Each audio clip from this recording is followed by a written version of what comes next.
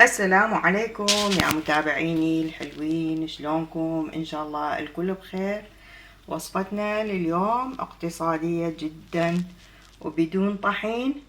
هذه الوصفة وبدون عجن، شي غريب وجديد وسهل جدا. قبل ما أبدي بالفيديو أتمنى أن تشاركون الفيديو مع الأهل والأصدقاء، واللي ما مشترك بالقناة أتمنى أن يشترك ويفعل الجرس، ولا تنسوني باللايك.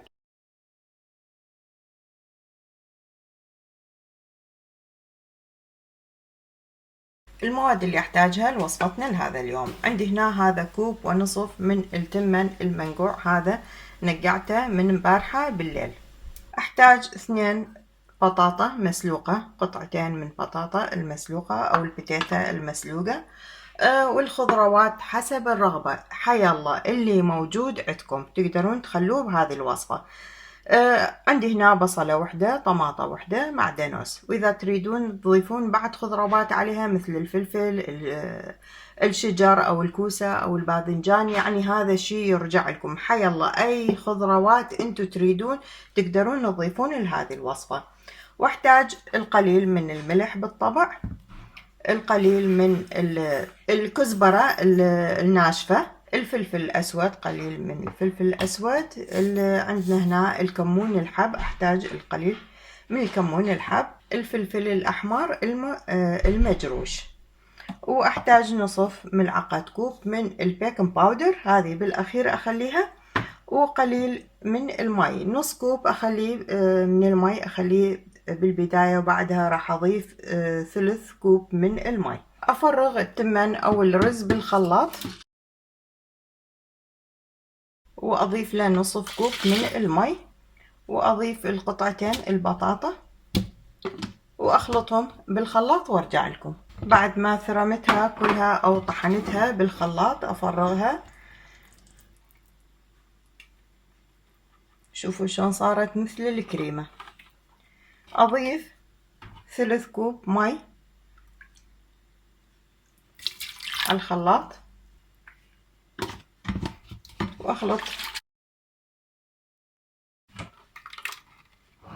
وأفرغها.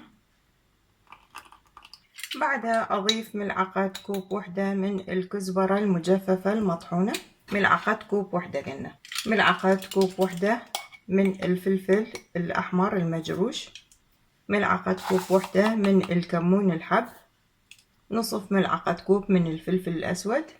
الملح كميته حسب الرغبة، يعني راح أخلي مبدئيا ملعقة كوب وحدة، وبعدها راح أتذوقها وأشوف. وأضيف الخضروات اللي ثرمتها وأخلطهم سويا.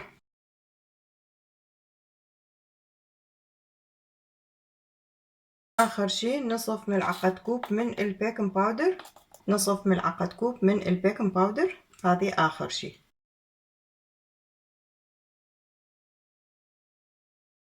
وأخلي المقلاة على النار، أخلي بيها القليل من الزيت وراح أبدي بتحضيرها. خليت القليل من الزيت على النار، وشوفوا كلش قليل مو كثير، فقط يعني مسحت المقلاة بيه. راح أخليه من هذه الخلطة.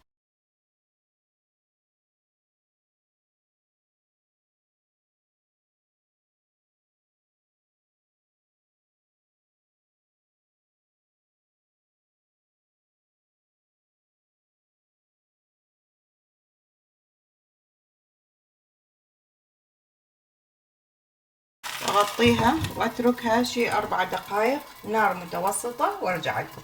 بعد ما رفعت الغطا من عندها واستوت من الجهة السفلى أو القاعة، أدهنها القليل من الزيت، أخلي على الوجه قطرات من الزيت لا كثير، وأقلبها.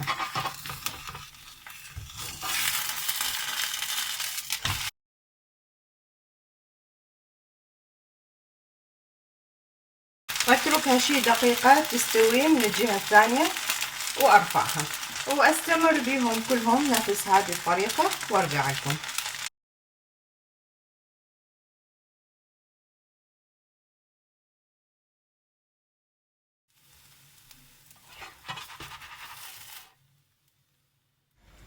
هكذا انتهيت من تحضير وصفتنا لهذا اليوم. طلعوا 5 قرص. أول وحدة أكلت هي يعني قبل ما أنتهي.